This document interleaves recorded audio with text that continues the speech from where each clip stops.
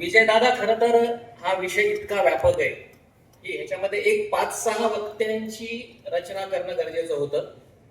कारण लोकवाङ्मय हा जो प्रवाह आहे हा विलक्षण मोठा प्रवाह आणि समृद्ध असा प्रवाह आहे.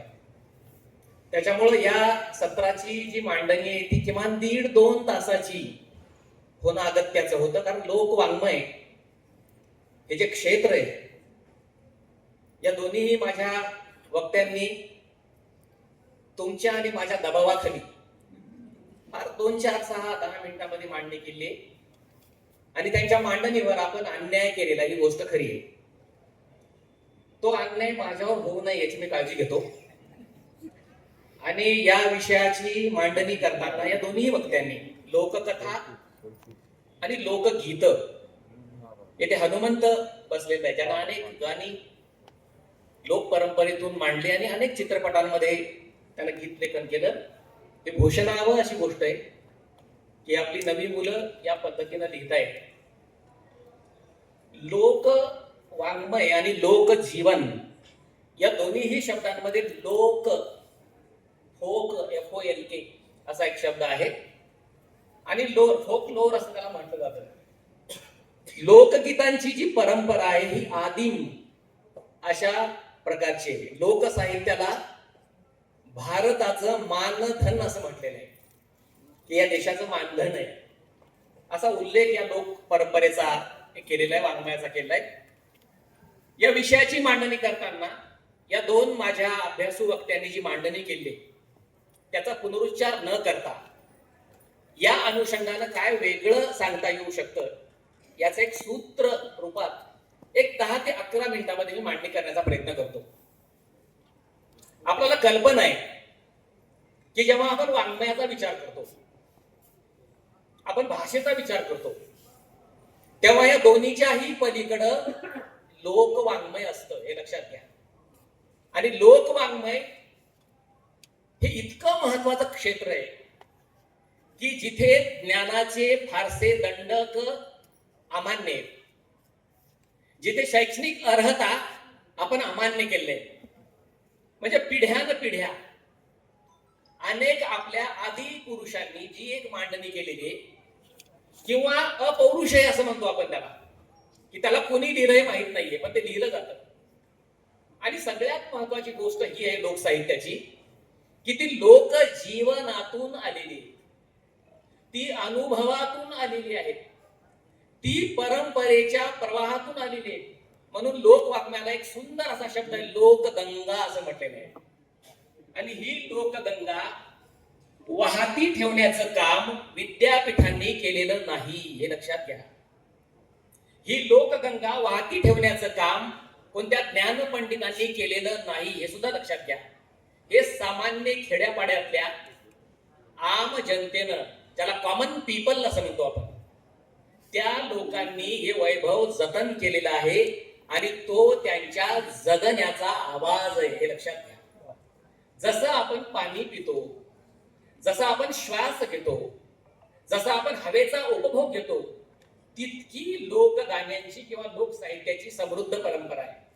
म्हणून या परंपरेमध्ये अत्यंत विद्वान माणसांनी मोठं काम केलं.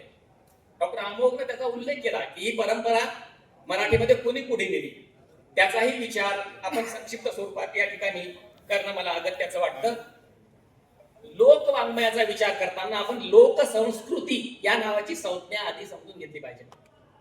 या सभागृहामध्ये मुलींची संख्या मोठी आहे, किती आनंदाची गोष्ट आहे की या सगळ्या मुलींना आणि विद्यार्थ्यांना हा वाङ्मयाचा अत्यंत मोठा समुद्र लोकांना नीटपणे समजून सांगणं अगत्याचं आहे. अलीकडे गेल्या 20-25 वर्षामध्ये विद्यापीठांमध्ये लोकवाङ्मय नावाची स्वतंत्र विद्याशाखा आता स्थापन झालेली आहे. आपल्याला कल्पना आहे, या देशामधलं पहिलं मराठी विद्यापीठ मोर्शी तालुक्यात अमरावती जिल्ह्यात रिद्धपूर नावाच्या गावात उभं झालेलं आहे. या विद्यापीठामध्ये सुद्धा लोकवाङ्मयाच्या काही स्वतंत्र पद्धतीने अभ्यास करण्याचा विचार हा सुरू झालेला आहे हे लक्षात घ्या. एक महत्वाचं क्षेत्र जे आपण दुर्लक्षित ठेवलेलं आहे, म्हणी आणि वाक्प्रचार. छोट्या छोट्या वाक्यांमध्ये सगळा जगण्याचा सारांश एखाद्या पुस्तकात लेखकाला सांगता येणार नाही, पाटील सर, तो एखाद्या म्हणींमध्ये आपल्याला सांगता येतो. ही म्हणींची ताकद आणि ही म्हणींची देणगी कुणाची आहे? तर ती आम जनतेची आहे, ती लोक वाङ्मयाची आहे, ती लोक जीवनातून झिरपत झिरपत कालानुकाल ती टिकून आहे, हे आपण लक्षात घेतलं पाहिजे. एक 2-3 म्हणीचा उल्लेख, म्हणी किती सांगता येतील, म्हणजे शिव्या इथं द्यायला नको आपण, पण शिवी नावाची गोष्ट किती महत्वाची आहे. शिवी म्हणजे शी म्हणजे शिक्षण, बी म्हणजे विचार. शिवी म्हणजे शिक्षण, विचार. एक शिवी दिली की माणसं कशी ताळ्यावर येतात. तेव्हा ह्या शिव्या ह्या ज्ञानपंडितांकडे नाहीत, तर त्या लोकांकडे, लोक जीवनात आहे. सहजपणे हाक मारताना सुद्धा खेड्यापाड्यामध्ये शिवी देऊन बोललं जातं आणि ती शिवी समोरच्याला इतकी गोड वाटते, इतकी प्रिय वाटते की त्याचा शिवीचा त्याच्यावर काहीही परिणाम होत नाही. तो अत्यंत खिलाडू पद्धतीनं, ही जी खिलाडूपणा आहे ना, हा फक्त लोक जीवनातच शिल्लक आहे. हा खिलाडूपणा फक्त लोक वाङ्मयातच शिल्लक आहे. 2-3 म्हणींचा उल्लेख मी या ठिकाणी करेन की लोक जीवनामध्ये, लोक संस्कृतीमध्ये मनभर सांगत बसत नाहीत, कणभर सांगतात ते, पण एकदम वर्मी घाव बसल्यासारखं ते बोलतात.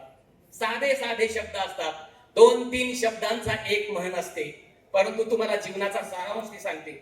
आता एक म्हण असे की फुकटची कढी आणि धाऊ धाऊ वाढी, म्हणजे दुसऱ्याच्या ठिकाणी जर कोणाला काही द्यायचं असेल तर ते वाटेल तेवढं द्यायचं, असा एक प्रघात आपल्याकडे आहे. किंवा भूक नको पण सिदोरी असो, भूक नसो पण सिदोरी असो, की आपल्याला भूक लागो ना लागो, पण आपल्याकडं आपली पालवात बांधलेली, कपड्यात बांधलेली भाकरी असेल तर आपण ते कुठेही सोडून खाऊ शकतो. इतकं सुंदर विधान. पुन्हा एखाद्या मुलांचं आणि बापाचं वर्णन करताना बाप तसा लेख आणि मसाला एक असं म्हटलेलं आहे. म्हणजे बघा किती अप्रतिम आहे की बाप तसा लेख आणि मसाला एक, हे दोघंही सारखेच. या प्रकारचं एक पिंडाबद्दलचं वर्तन किंवा स्वबद्दलचं दर्शन या म्हणींमधून आपल्याला पाहायला मिळतं.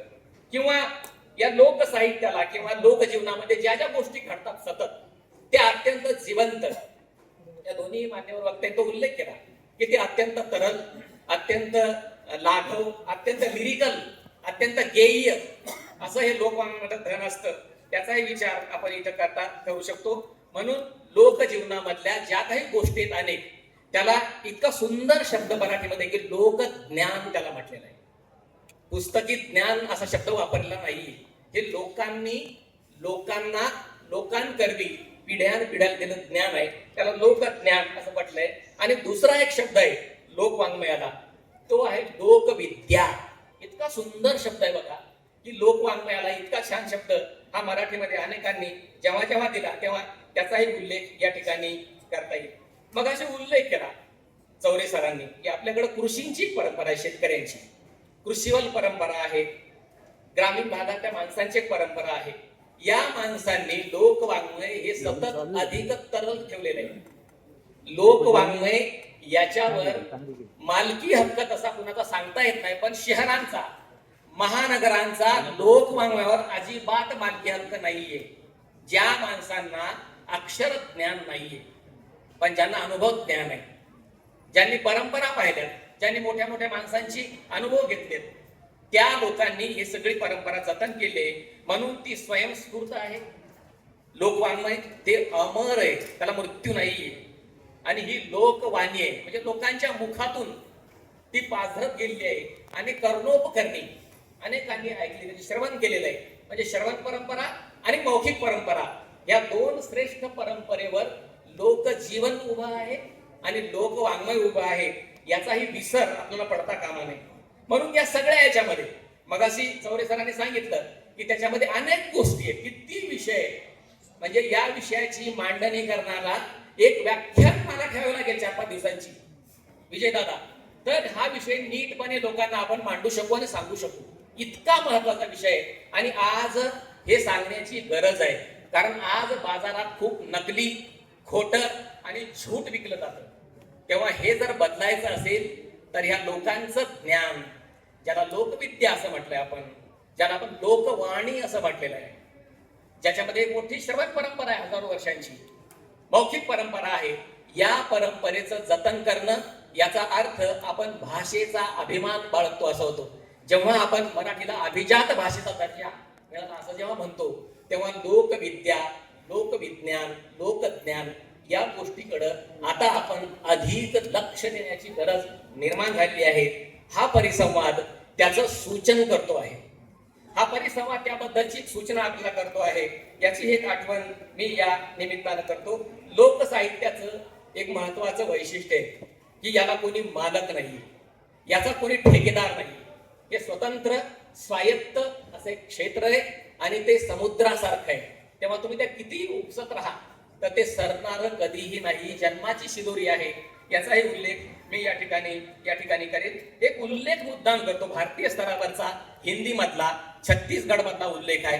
अलीकडे तिजनबाई नावाची एक बाई, अत्यंत कर्तबगार बाई, जिने पंडवानी नावाचं एक मोठं लोककथा विभाग समृद्ध केला आणि जगभर तिजनबाईंनी पंडवानी ही जी कथा आहे ही पोचवली. ही गोष्ट आपण लक्षात घेतली तर आपल्या लक्षात येईल की असंख्य ग्रंथांचं काम होऊ शकणार नाही. ते एक तिजनबाई नावाची स्त्री, ज्याचं आता नुकतंच निधन झालंय, या महिलेनं पंडवानी नावाची गोष्ट आपल्या स्वतःच्या शैलीत, आपल्या फोक संगीतांमध्ये ही जगभर पोचवली. इतकं उदाहरण, आणि ती महिला आहे. म्हणजे लोकवाङ्मय हे महिला निष्ठ अधिक आहे, ते पुरुषनिष्ठ कमी आहे. ते महिलांशी जास्त जोडलेलं आहे. याचाही जरा विचार आपण समजून घेणं मला अगत्याचं वाटतं. लोकसाहित्याला धार्मिक गाथा असा एक फार सुंदर शब्द आहे. तो शब्द मी मुद्दाम या ठिकाणी उच्चारतो कारण ग्रामीण भागांमध्ये सामान्य माणसं भावनेशी, श्रद्धेशी, भक्तीशी आणि धर्माशी जास्त जोडलेली असतात आणि ते अत्यंत स्वाभाविक असतं. तेव्हा त्यांचाही एक महत्वाचा धागा आपण या निमित्तानं समजून घेणं मला फार महत्वाचं वाटतं. मग अशी उल्लेख केला अमोघनं की जात्यावरच्या गाणी आहेत, अनेक सणांची गाणी आहेत. म्हणजे किती मोठं क्षेत्र आहे. काही धावत्या क्षेत्रांचा उल्लेख मी मुद्दाम करतो की लोकजीवनामध्ये लोकवाङ्मय किती खोलवर पोचलेलं आहे. म्हणजे सणांची गाणी, देवतांची गाणी, अनेक उत्सवांची गाणी, नात्यांमधली गाणी, भाऊ बहीण, पती सून, सासू, जावई, कन्या यांच्यावर भयंकर आणि प्रचंड गाणी आहेत. हे आपण लक्षात घ्या. निसर्ग, पाऊस, गरिबी, श्रीमंती, वर्तन, वागणं, स्वभाव, वृत्ती, सुष्ट दुष्ट प्रवृत्ती याच्यावर किती गोष्टी आहेत, किती गाणी आहेत की आपण मोजून थकून जाऊ, म्हातारे होऊन जाऊ. पंढरीचा विठोबा याच्यावर इतकी गाणी आहेत की आपण त्याचं संकलन केलं तर त्याचे विजयदादा 10-20 खंड तयार होऊ शकतील. इतकी गाणी लोकांच्या मनात ती टिकून आहेत. किंवा बाळांच्या अंगाई गीत आहे, माते पाळण्यावरची गाणी आहेत, पक्ष्यांवर, प्राण्यांवर, चांदोबावर, सूर्यांवर, विविध हंगामांवर, रब्बी हंगाम, खरीप हंगाम याच्यावर आहेत. हे सगळं जे आहे ना हे लोकांनी सांभाळलेलं आहे. म्हणून जेव्हा लोकसाहित्यावर भाष्य करू, बोलत राहू, लिहित राहू, तेव्हा त्याचं समर्पणशीलता आपण लोकांना अर्पण केली पाहिजे. कारण हे लोकांनी समाजात टिकवलेलं आहे आणि त्याची नोंद मला फार महत्वाची या ठिकाणी वाटते.